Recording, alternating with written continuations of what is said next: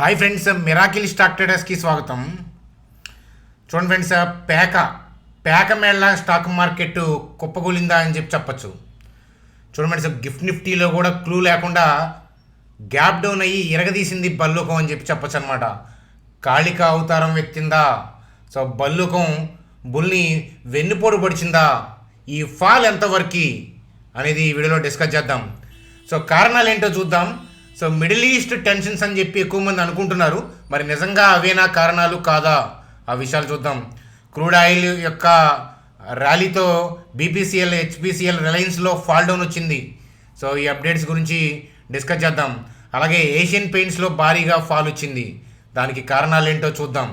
So mid క్యాప్స్లో మంటలు చెలరేగాయి. మరి ఇలాంటప్పుడు ఇన్వెస్టర్స్ ఎటువంటి జాగ్రత్తలు తీసుకోవాలి? సో ఎడ్యుకేషనల్ పాయింట్ ఆఫ్ వ్యూలో డిస్కస్ చేద్దాం. సో రిలయన్స్ యొక్క చార్ట్ను కూడా చూద్దాం. నిఫ్టీ, బ్యాంక్ నిఫ్టీ యొక్క కథాగమనంతో సింపుల్గా వీడియోని ఎండ్ చేద్దాం. చూడండి ఫ్రెండ్స్, వీడియోలోకి వెళ్ళే ముందు మన ఛానల్ వీడియోని లైక్ చేయడం అనేది మన జన్మ హక్కు. కాబట్టి వీడియోని లైక్ చేసి కంటిన్యూ చేద్దాం. సో కొత్త వాళ్ళని సబ్స్క్రైబ్ చేయమని నేను చెప్పను. సో మన ఛానల్లో ఒక 2-3 వీడియోస్ కనుక మీరు చూస్తే సో నచ్చి ఖచ్చితంగా సబ్స్క్రైబ్ చేసి తీరతారని చెప్తాను. చూడండి friends, stock market fall so ఇంతలా పడిపోవడానికి కారణం ఏంటి అని అంటే మిడిల్ ఈస్ట్ టెన్షన్స్, ఈ వార్ కైండ్ ఆఫ్ న్యూస్ ఇట్లాంటివన్నీ కనిపిస్తూ ఉన్నాయి కదా. అయితే ఏంటంటే ఇది కొత్త అప్డేట్ కాదు. సో అయితే ఒకవేళ దీనివల్ల రియాక్ట్ అయితే కనుక మనకి నైట్ యుఎస్ మార్కెట్లు నెగిటివ్లో రియాక్ట్ అయి ఉండాలి. అలా అవ్వలేదు. సో అవి పాజిటివ్గానే ఉన్నాయి, న్యూట్రల్గానే క్లోజ్ అయ్యాయి. పైకి వెళ్ళేలాగా ఇండికేషన్ స్టిల్ ఉంది. సో అయితే చూడండి ఫ్రెండ్స్, క్రూడ్ ఆయిల్ యొక్క ప్రైస్ మనం చూస్తే కనుక ఈ మిడిల్ ఈస్ట్ టెన్షన్స్ వల్లే క్రూడ్ ఆయిల్ ప్రైస్ అనేది సో ర్యాలీ అయింది, ఇంట్రాడేలో ర్యాలీ అయింది. సో మనకి బ్రెంట్ క్రూడ్ ఏంటంటే పర్ బ్యారెల్ ఇప్పుడు 71.63 దగ్గర ఏంటంటే ట్రేడ్ అవుతూ ఉందన్నమాట. సో ఇంట్రాడే పాయింట్ ఆఫ్ వ్యూలో మనకి ఇంకొంచెం రేంజ్ కొంచెం పైకి వెళ్ళింది. కానీ ఓవరాల్గా ఏంటంటే ఇది పెద్ద నెగిటివ్ ఏం కాదు. సో ఓవరాల్గా ఏంటంటే ఈ క్రూడ్ ఆయిల్ని కారణం చేసి చూపిస్తా హెచ్పీసీఎల్, బీపీసీఎల్, ఐఓసి అలాగే రిలయన్స్ ఇండస్ట్రీస్ వీటిలో ఏంటంటే ఫాల్ డౌన్ అనేది వచ్చింది. చూడండి ఫ్రెండ్స్, మేజర్గా చాలా స్టాక్స్లో వచ్చాయి. సో అలాగే క్రూడ్ ఆయిల్ కొద్దిగా ర్యాలీ అయినంత మాత్రాన సో వీటిలో ఫాల్ డౌన్ వచ్చింది అని అనుకోవద్దు. ఓవరాల్గా ఏంటంటే రీసెంట్గా వచ్చిన ర్యాలీస్లో వీటిని సెల్ ఆఫ్ చేస్తున్నారు. సో ఏదైనా కానీ సో ఈ వార్ కైండ్ ఆఫ్ టెన్షన్ వల్ల క్రూడ్ ఆయిల్ పెరుగుతుందేమో అనే వర్రీస్తో ఇవి పడ్డట్లుగా మనం అనుకోవచ్చు. అంతేగాని అదే కారణం కాదు అని చెప్పి చెప్తానమాట. సో అయితే ఇవి టెంపరీ. ఎప్పుడైనా గుర్తుపెట్టుకోండి friends, war kind of news కానీ ఇంకేదన్నా ఇలాంటి వార్ కానీ ఏదైనా ఫియర్ కానీ ఇట్లా టెంపరీ థింగ్స్ గ్లోబల్గా ఉన్న మార్కెట్స్ వల్ల కానీ పడిపోవడం కానీ ఇవన్నీ కూడా ఏంటంటే టెంపరీ అప్డేట్స్. కానీ ఓవరాల్గా ఫెడ్ యొక్క డెసిషన్స్ కానీ ఆర్బీఐ డెసిషన్స్ కానీ మన ఫినాన్స్ మినిస్టర్ గారు తీసుకున్న ఏదైనా మేజర్ డెసిషన్స్ కానీ అట్లాంటి వాటి వల్ల కనుక ఏదన్నా మార్కెట్ ఎఫెక్ట్ అవుతుంటే అది మేజర్ అనమాట, ట్రెండ్ని చేంజ్ చేసేది.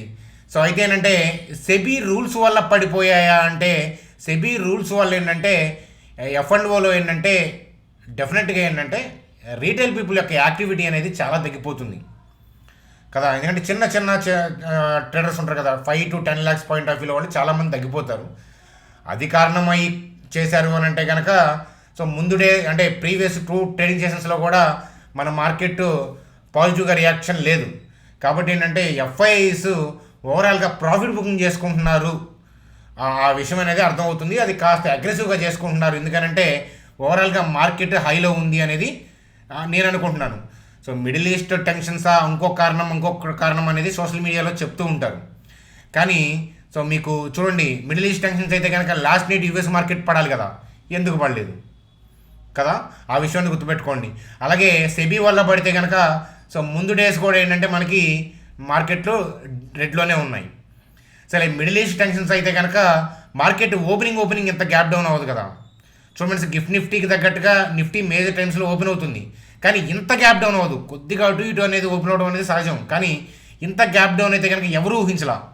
మీరు మార్నింగ్ ఎక్కడ సోషల్ మీడియా చూసినా ఇంకేదన్నా థింగ్ మీరు అబ్జర్వ్ చేసినా, TV channel live news updates చూసినా కూడా, English Hindi channels news updates చూసినా కూడా ఇంత గ్యాప్ డౌన్ అవుతుందని ఎవరూ ఊహించలేదన్నమాట. సో గ్యాప్ డౌన్ అయ్యింది. సో మీకు గ్యాప్ డౌన్ అయ్యి ఇనీషియల్ మూమెంట్స్లో ర్యాలీ వచ్చింది కదా. సో ఆ ర్యాలీలో నా వంతు ప్రయత్నంగా ఏంటంటే ఈ 25,570 ఆ ఏరియాలో ఉన్నప్పుడు ఏంటంటే నాకు అర్థమైపోయింది అనమాట, ఏంటంటే మూమెంట్ సరిగ్గా లేదు అని. మరి డౌన్ సైడ్కి వెళ్ళొచ్చు కదా అని అంటే చూడండి, ఒక ప్రాపర్ బ్యాడ్ న్యూస్ కనెక్షన్ లేకుండా మనం డౌన్ సైడ్కి వెళ్తే ఏంటంటే సడన్గా రివర్స్ అయితే చాలా ఇబ్బంది పడతాం. అర్థమవుతుందా? సో నేనైతే కనుక వ్యక్తిగతంగా ఈ 25,791, సో అట్లాగే ఏంటంటే 25,550 ఈ పట్లర్ ఏరియాలో నుంచి రివర్స్ అవుతుంది అనుకున్నాను. కానీ అసలు ఓపెనింగ్ ఆ ఏరియాలో ఓపెన్ అవ్వకుండా ఇంతలా గ్యాప్ డౌన్ అవ్వటం అనేది సో నేనైతే ఊహించలేదు. కానీ ఏంటంటే ఓవరాల్గా ట్రెండ్ అయితే టెంపరీగా డౌన్కి వెళ్తుంది అనేది సుస్పష్టంగా అర్థమవుతుంది.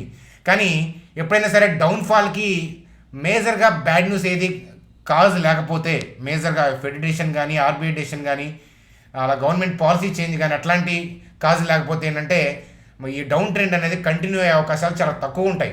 సో నేనైతే దీన్ని ప్రాఫిట్ బుకింగ్గానే చూస్తున్నాను తప్ప సో నేను దీన్ని చెడుగా చూడట్లేదు. ఎందుకంటే మార్కెట్స్ విపరీతంగా పెరుగున్నాయి కాబట్టి ప్రాఫిట్ బుకింగ్ చేసుకుంటున్నారు. కాకపోతే లిటిల్ బిట్ అగ్రెసివ్గా చేస్తున్నారు. ఆ విషయం అయితే కనుక సుస్పష్టంగా అర్థమవుతుంది. మరి అంతా బాగానే ఉంది. నిఫ్టీ డౌన్కి కొనసాగితే ఎక్కడ దాకా వెళ్ళొచ్చు అని అంటే నియర్ బై చెప్పాలి అని అంటే కనుక నియర్ బై నెక్స్ట్ 24,938 దాకా వెళ్ళే అవకాశాలు కనిపిస్తున్నాయి అన్నమాట. సో నేను రేపు అనే మాట్లాడట్లేదు, ఓవరాల్గా ఈ డౌన్ స్వింగ్ అనేది 24,938 దాకా వెళ్ళే అవకాశాలు కనిపిస్తున్నాయి. 24,938కి వెళ్ళిన తర్వాత మళ్ళీ రివ్యూ చేసుకొని ఫర్దర్గా డౌనా ఏంటి అనేది చూడాలన్నమాట. చూడండి, 24,938కి వెళ్లకుండా కూడా రివర్స్ అయ్యే అవకాశాలు ఉంటాయి. ఎందుకంటే కొద్దిగా డిప్ అయ్యింది కాబట్టి డిఐఎస్ అగ్రెసివ్గా బై చేయొచ్చు. అలాగే మనకి ఈ మంత్ 10th నుంచి ఏంటంటే 10th ఇన్ఫోసిస్ టీసీఎస్, సో మనకి ఐటీ కంపెనీల యొక్క ఇన్ఫోసిస్ టీసీఎస్ ఉంది, వాటి యొక్క రిజల్ట్స్ రాబోతున్నాయి. అవి కనుక స్టడీగా ఉండి గైడ్లైన్స్లు బాగుంటాయి ఏంటంటే అక్కడి నుంచి అయినా బయింగ్ వస్తుంది. కాబట్టి అప్పటిదాకా డౌన్ఫాల్ కొనసాగే అవకాశాలు ఉండొచ్చు. లేదా థింగ్స్ బాగుంటే ఇంకేదైనా మధ్యలో బ్యాడ్ న్యూస్, మధ్యలో ఏదైనా గుడ్ న్యూస్కి అట్లాంటి వాటికి ఏంటంటే మధ్యలోనే రియాక్ట్ అవ్వచ్చు. ఓవరాల్గా ఏంటంటే మార్కెట్ యొక్క పోర్ట్ఫోలియోస్కి, ఓవరాల్గా స్టాక్ మార్కెట్కి, ఇండియన్ స్టాక్ మార్కెట్కి అయితే కనుక ఇబ్బంది లేదు. సో ఇన్వెస్టర్స్కి అయితే కనుక ఇబ్బంది పడాల్సిన అవసరం లేదని చెప్పి నా వ్యక్తిగతమైన వ్యూగా చెప్తున్నాను. కాకపోతే హైయర్ లెవెల్లో ఉంది కాబట్టి ఇట్లాంటి ప్రాఫిట్ బుకింగ్లు రావడం సహజం. ఎఫ్ఐఎస్ కంటిన్యూగా కూడా బై చేయలేరు కదా, అందువల్ల ఏంటంటే ప్రాఫిట్ బుకింగ్ చేసుకుంటున్నారు. నార్మల్గా కనిపించే ప్రాఫిట్ బుకింగ్ కన్నా కాస్త ఏంటంటే అగ్రెసివ్గా ఉంది. సో టూ మచ్గా కిందకి వెళ్ళే సెల్ ఆఫ్ కూడా నాకు కనిపించట్లేదు. కాకపోతే ప్రాఫిట్ బుకింగ్ అగ్రెసివ్గా ఉంది కాబట్టి సో 24,938కి వెళ్ళొచ్చు అనేది నా అంచనా. సో ఈ మధ్యలో మార్కెట్ డైరెక్షన్లో క్యాండిల్లో తేడా ఉంటే నేను నా వ్యూని మార్చుకోవడానికి మొహమాట పడను. అదనమాట కదా. చూడండి ఫ్రెండ్స్, మనకి టెలిగ్రామ్ ఫాలోవర్స్ ఎవరైతే ఉన్నారో వాళ్ళకి ఆల్రెడీ ఏంటంటే మీకు ఎర్లీ మార్నింగ్ చెప్పాను, ఓపెనింగ్ అప్పుడు నేను పాజిటివ్గానే ఉన్నాను. హైయర్ లెవెల్లోకి వెళ్ళినాక మనం చూడాలి. సో హైయర్ లెవెల్లోకి వెళ్ళినాక ఏంటంటే సో నిలబట్టలేదు కాబట్టి ఏంటంటే 25,580 దగ్గర ఏంటంటే నా అప్సైడ్ వ్యూని క్లోజ్ చేసుకోవడం అనేది జరిగింది. So especially Reliance chart, HDFC చార్ట్స్లో ఏంటంటే I'm not able to see buying, strength buying, అంటే పైకి వెళ్తుందే కానీ స్ట్రెంతీ బయింగ్ లేదు, నిలబడదని అర్థమైందనమాట. అందువల్లే నా వ్యూని చేంజ్ చేసుకున్నాను. బ్రాడ్ వ్యూ డౌన్ అని చెప్పి నేను చెప్పట్లేదు, ఎందుకంటే బ్రాడ్ వ్యూ డౌన్ అంటే కిందకి హెవీగా షార్ట్ సేల్ చేయడం, పుట్స్ తీసుకోవడం అనేది చేస్తారు. కానీ ఇట్లాంటి మార్కెట్లో ఏంటంటే సో సడన్గా రివర్స్ అవుతూ ఉంటాయి. స్టాక్ మార్కెట్లో డౌన్ ట్రెండ్ అనేదే కంటిన్యూ అవ్వాలని రూల్ ఏం లేదు. అప్ ట్రెండ్ లాగా డౌన్ ట్రెండ్ ఉండదు, సడన్గా రివర్స్ అయిపోతూ ఉంటుంది. సో ఇప్పుడు కనెక్షన్గా బ్యాడ్ న్యూస్ నాకు గట్టిదేం కనిపించట్లా, వార్ కైండ్ ఆఫ్ థింగ్ అని నేను అనుకోవట్లేదు అనమాట. సో అయితే యూఎస్ మార్కెట్లో కూడా సివియర్గా రియాక్ట్ అవ్వాలి కదా, అంతలా రియాక్ట్ అవ్వలేదు అవి, అర్థమవుతుందా? అలాగే ఏషియన్ మార్కెట్లో ఒక్కొక్కటి ఒక్కోలాగా రియాక్ట్ అయింది. సో వార్ కైండ్ థింగ్ అయితే కనుక అన్నీ మూకుమ్మడిగా అవ్వాలి. అది నిన్ననే వచ్చినాయి, నిన్న మన మార్కెట్ లేదు, నిన్ననే హెవీగా రియాక్ట్ అవుతూ ఉండాలన్నమాట. సో అలా లేదు, ఏషియన్ మార్కెట్స్ అవ్వాలి, యూఎస్ మార్కెట్ అవ్వాలి, అలా లేదు. సో డౌ జోన్స్ ఫ్యూచర్ రెడ్లో ఉంది, అది ఇంపార్టెంట్ కాదు మనకి. ఇప్పుడు నైట్ యూఎస్ మార్కెట్లు ఇంపార్టెంట్ అనమాట. ఏదైనా కానీ మన చార్ట్లో అయితే కనుక ప్రాఫిట్ బుకింగ్ కన్నా కొద్దిగా ఎక్కువ సెల్ ఆఫ్ ఉంది. టూ మచ్గా కిందకి వెళ్ళే ఇంటెన్షన్, ఏదో కుప్పకూలిపోయే థింగ్ అయితే కనుక నాకు కనిపించట్లేదు. సో అదనమాట. సో ఇలాంటి కరెక్షన్స్ అనేవి హెల్దీ కరెక్షన్స్ మనం ఇన్వైట్ చేయాలి. ఇన్వెస్టర్స్కి ఇబ్బంది లేదు, ట్రేడర్స్ అయితే స్టాప్ లాస్తో బయటకు వస్తూ ఉంటారు కాబట్టి ఇబ్బంది అయితే ఏం లేదు అని చెప్పి అనుకోవచ్చు అనమాట. సో అందుకనే నేను ఎప్పుడు ఏం చెప్తానంటే మన గ్రూప్లో ఉన్న వాళ్ళకి, డీమ్యాట్ గ్రూప్లో ఉన్న వాళ్ళకి నేను మనీ మేనేజ్మెంట్ చెప్తూ ఉంటాను క్లాసులు. అలాగే మన గ్రూప్లో ఉన్న వాళ్ళకి కూడా ఏంటంటే పోస్ట్ పెట్టేటప్పుడు ఎప్పుడు కూడా ఏంటంటే మీ ట్రేడింగ్ క్యాపిటల్ని 1% కన్నా ఎక్కువ రిస్క్ చేయకూడదని చెప్తాను. సో మీకు ఏదన్నా ఎడ్యుకేషనల్ వ్యూ పోస్ట్ చేయకముందే మీకు ఇవన్నీ ఇస్తూ ఉంటాను, ఇది చదువుతారని. కానీ ఇప్పుడన్నా చదవండి కనీసం. సో ఈ మనీ మేనేజ్మెంట్ ఫాలో అవ్వకుండా ఎంతో కొంతమంది దెబ్బతింటారు. ఓన్లీ థియరిటికల్ పాయింట్స్ మీద ఎవరు కూడా స్టాక్ మార్కెట్లో వాటిని హిస్టరీగా ఫాలో అవటం అలాంటివి ఏం జరగవు. మనీ మేనేజ్మెంట్ తప్పులు చేస్తారు. అలాంటప్పుడు ఏంటంటే ఇలాంటప్పుడు గుణపాఠాలుగా తీసుకోమని చెప్తానమాట. ఎప్పుడైనా గుర్తుపెట్టుకోండి ఫ్రెండ్స్, మీరు ఎక్కడ ఏ వ్యూ ఫాలో అయినా కూడా మీ ట్రేడింగ్ క్యాపిటల్ని 1% కన్నా ఎక్కువ రిస్క్ చేసే వ్యూ అయితే కనుక దానికి మీరు వెళ్ళకూడదు. సో అలా వెళ్తే ఏమవుతుందో మీకు తెలుస్తుంది. ఆ ఫస్ట్ మిస్టేక్తో మనం ఆపేయాలన్నమాట. తప్పులు చేయడం తప్పు కాదు స్టాక్ మార్కెట్లో, కానీ రిపీట్ చేయకూడదు అని చెప్తాను. సో అది ఫ్రెండ్స్ నిఫ్టీ యొక్క వ్యూ. సో కాబట్టి నేను షార్ట్ సేల్ పాయింట్ ఆఫ్ వ్యూలో నేనైతే వెళ్ళను. నేనైతే కనుక వెయిట్ చేసి టర్నింగ్ కోసం వెయిట్ చేస్తాను. ఎక్కడ దాకా పడుతుందో చూసి టర్నింగ్ పాయింట్ ఆఫ్ వ్యూ చూస్తాను. టర్నింగ్ ఎప్పుడు వస్తుంది అనేది రన్నింగ్లోనే చెప్పగలుగుతాను తప్ప బ్లైండ్గా చెప్పడానికి ప్రాపర్ లెవెల్ అనేది నిఫ్టీలోనూ కనిపించట్లేదు. చూడండి సార్, చాలా స్టాక్స్ మనకి డిప్ అయ్యాయి. ఏషియన్ పెయింట్స్ ఇంత గ్యాప్ డౌన్ అయ్యి సో హెవీగా హిట్ చేసింది. దీనికి కారణం ఏంటి అని అంటే క్రూడ్ ఆయిల్ పెరుగుతున్నప్పుడు. చూడండి క్రూడ్ ఆయిల్ పడిపోతున్నప్పుడేమో ఏషియన్ పెయింట్స్ లాంటి స్టాక్స్కి, బెర్జర్ పెయింట్స్ లాంటి స్టాక్స్కి బెనిఫిట్. ఎందుకంటే పెయింట్కి రా మెటీరియల్ క్రూడ్ ఆయిల్ నుంచి తీస్తారు కదా, క్రూడ్ ఆయిల్ నుంచి. కాబట్టి క్రూడ్ ఆయిల్ మీద డిపెండెన్సీ ఎక్కువ పెయింట్. కాబట్టి క్రూడ్ ఆయిల్ రైజ్ అవుతున్నప్పుడు ఏంటంటే ఏషియన్ పెయింట్స్కి ఎఫెక్ట్ లాగా కనిపిస్తుంది అనమాట స్టాక్ మార్కెట్లో. కానీ ఏషియన్ పెయింట్స్, బెర్జర్ పెయింట్స్ ఇట్లాంటి కంపెనీలు ఏంటంటే వాళ్ళు ఈ క్రూడ్ ఆయిల్ వోల్టాలిటీ హెవీగా ఉన్నప్పుడు ఏంటంటే హెడ్జింగ్ చేసుకుంటూ ఉంటారు. కాబట్టి మనం దీన్ని పెద్దగా నెగిటివ్గా చూడాల్సిన అవసరం లేదు. స్టాక్ మార్కెట్లో హెచ్చు తగ్గులు సహజం. ఏషియన్ పెయింట్స్కి ఏదో అయిపోతుందని అనుకోవాల్సిన అవసరం ఏం లేదు. స్టాక్ మార్కెట్లో కరెక్షన్స్ అనేవి హెల్దీ అనమాట. మూకుమ్మడిగా అన్ని స్టాక్స్ పడుతున్నప్పుడు ఇప్పుడు ఇన్వెస్టర్ భయపడాల్సిన అవసరం లేదు. ఎందుకంటే రేపు ర్యాలీస్ వస్తున్నప్పుడు మూకుమ్మడిగా అన్నీ వస్తాయి. ఫండమెంటల్గా స్ట్రాంగ్ ఉన్నాయి, ఫండమెంటల్గా వీక్గా ఉన్నాయి. ఏంటంటే ఇట్లాంటప్పుడు పడతాయి, మళ్ళీ ర్యాలీ అవుతాయి అనేది మనం చెప్పలేము. ఓవర్ వాల్యుయేషన్స్లో కొనుక్కున్నా, ఫండమెంటల్గా స్ట్రాంగ్ లేని కంపెనీలు కొనుక్కున్నా అవి మనం చెప్పలేము అనమాట. కానీ ఫండమెంటల్గా స్ట్రాంగ్ ఉన్న కంపెనీలు మూకుమ్మడిగా పడతాయి. మళ్ళీ మార్కెట్ నిఫ్టీ బాగున్నప్పుడు, సెటిల్ అవుతున్నప్పుడు ఏంటంటే మళ్ళీ థింగ్స్ బాగున్నప్పుడు అవే ర్యాలీస్ అవుతూ ఉంటాయి. అదనమాట కదా. చూడండి సార్, రిలయన్స్ యొక్క చార్ట్ చూస్తున్నాము. స్క్రీన్ మీద మనం ఏంటంటే రిలయన్స్ యొక్క చార్ట్ చూస్తున్నాము. సో ఆల్రెడీ ఏంటంటే మీకు నిన్న వీడియోలో మీకు చెప్పాను. సో ఈ జోన్ నిలబడేటట్లేదు, కానీ 28,091 కింద బయింగ్ వస్తుందేమో లేదో చూడాలని. మీరు ఇనీషియల్ మూమెంట్ చూస్తే ఓపెనింగ్ మూమెంట్లో కాస్త ర్యాలీయే వచ్చింది, కానీ ఈ హైయర్ లెవెల్లోకి వెళ్ళినాక ఏంటంటే మళ్ళీ సెల్ ఆఫ్ వస్తుంది. కాబట్టి ఈ షార్ట్స్ కవరింగ్ చేసుకొని ఫ్రెష్ సెల్లింగ్ చేస్తున్నారనే విషయం అర్థమవుతుంది అనమాట. కాబట్టి అందుకనే నేను నిఫ్టీ వ్యూని క్లోజ్ చేసుకోవడం అనేది జరిగిందనమాట. మరి రిలయన్స్ని నెక్స్ట్ ఎక్కడ అబ్జర్వ్ చేయాలి అని అంటే 2574, అలాగే 2422 ఈ ఏరియాలో మనం వెయిట్ చేయాలి అని చెప్తాను. సో రిలయన్స్కి కీ లెవెల్గా మనం ఇది అబ్జర్వ్ చేయవచ్చు అనమాట. సో కాబట్టి ఇప్పుడు ఉన్న చార్ట్కి మనం స్టాటిక్గా చెప్పాలి అంటే 2574, 2422. లేదు రన్నింగ్లో కూడా డైనమిక్గా బయర్స్ వస్తుంటారు ఏదైనా థింగ్స్ బాగుంటాయి. అది ఎప్పుడనేది రన్నింగ్లో తెలుస్తుంది, ఎందుకంటే వాళ్ళే ఇంకా డిసైడ్ అవ్వరు. కాబట్టి అప్పుడు మనం దాని గురించి డిస్కస్ చేద్దాం. ఇప్పుడు మనం వెయిట్ చేయాల్సిన లెవెల్ ఏంటంటే 2574, 2422 ఆర్ రన్నింగ్ డే క్యాండిల్ కోసం చూడాలి. చూడండి సార్, హెచ్డిఎఫ్సి బ్యాంకు.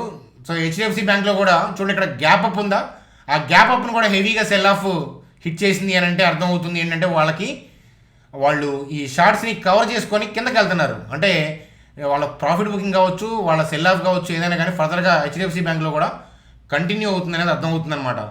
సో మరి చార్ట్లో ఏదైనా స్ట్రెంతీ లెవెల్ ఉందా అని అంటే కనుక మనం వెయిట్ చేయాల్సిన లెవెల్ హెచ్డిఎఫ్సి బ్యాంక్కి ఏంటి అని అంటే ఇప్పుడున్న చార్ట్కి స్టార్టింగ్గా వెయిట్ చేయాల్సిన లెవెల్ 1636 అని చెప్తాను. 1636 అలాగే 1590 ఈ ఏరియాకి వస్తే కనుక ఎడ్యుకేషనల్ వ్యూని, ట్రేడింగ్ పాయింట్ ఆఫ్ వ్యూలో నా వ్యూని ఇక్కడ నేను ఎడ్యుకేషనల్ వ్యూని ప్రజెంట్ చేస్తాను అనమాట. ఈ లెవెల్కి వచ్చినాక అబ్జర్వ్ చేయాలి మళ్ళీ. అదనమాట కదా హెచ్డిఎఫ్సి యొక్క థింగ్. అది చూడండి సార్, మిడ్ క్యాప్స్ స్మాల్ క్యాప్స్లో మంటలు. చూడండి సార్, భయపడాల్సిన అవసరం ఏం లేదు. సో నాటుకోడ్ లాంటిది లేకపోతే దేశీ పుంజు లాంటిది అనమాట. ఏంటిది, large caps like Reliance, HDFC bank, వాటికే వాతపడ్డప్పుడు సో ఈ ఫారెన్ కోల్డ్ అనమాట, ఈ ఫారెన్ కోల్డ్, ఈ బ్రాయిలర్ కోల్డ్ ఇవేం తట్టుకుంటాయి అనమాట, తట్టుకోలేవు కదా. సో కాబట్టి ఏంటంటే మిడ్ క్యాప్స్, స్మాల్ క్యాప్స్లో హెవీగా సెల్ ఆఫ్ కనిపించడం అనేది సహజం. కాబట్టి భయపడాల్సిన అవసరం లేదు. ర్యాలీ అయ్యేటప్పుడు కూడా అవి మనకి లార్జ్ క్యాప్స్తో కంపేర్ చేస్తే ఇవి ర్యాలీ అయ్యేటప్పుడు కూడా ఎక్కువ ఉంటాయి. కాకపోతే పడుతున్నప్పుడు కూడా ఎక్కువ రియాక్ట్ అయినట్లు, భయపడేటట్లు అనిపిస్తాయి, కానీ భయపడాల్సిన అవసరం ఏమీ లేదు. మన ఛానల్ సబ్స్క్రైబర్స్ అయితే లోయర్ లెవెల్లోనే కొనుక్కుంటారు. ఎందుకంటే నా ఎడ్యుకేషనల్ కంటెంట్, మీకు గైడెన్స్ ఇచ్చేవన్నీ కూడా ఏంటంటే లోయర్ లెవెల్ పాయింట్ ఆఫ్ వ్యూలోనే, ఎగ్జాంపుల్స్ పాయింట్ ఆఫ్ వ్యూలో చెప్తుంటాను. కాబట్టి వాటిని మీరు ఎడ్యుకేషనల్గా తీసుకొని మీరు చేసుకునేటప్పుడు కూడా మీ ఇండివిజువల్ స్టాక్స్లో కూడా వాల్యుయేషన్స్ రీజనబుల్గా చూసుకొని మన సబ్స్క్రైబర్స్ చేస్తుంటారు. కాబట్టి ఇలాంటి ఉడత ఊపులకి మనం భయపడాల్సిన అవసరం ఏమీ లేదు అని చెప్తాను. మన పోర్ట్ఫోలియోస్ అన్నీ కూడా భద్రంగా ఉన్నాయి.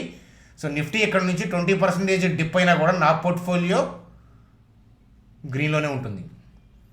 సో అలా మీ పోర్ట్ఫోలియోస్ ఎంతమంది నిఫ్టీ ఇక్కడ నుంచి 20% పడితే స్టిల్ ఎంత గ్రీన్లో ఉంటాయి?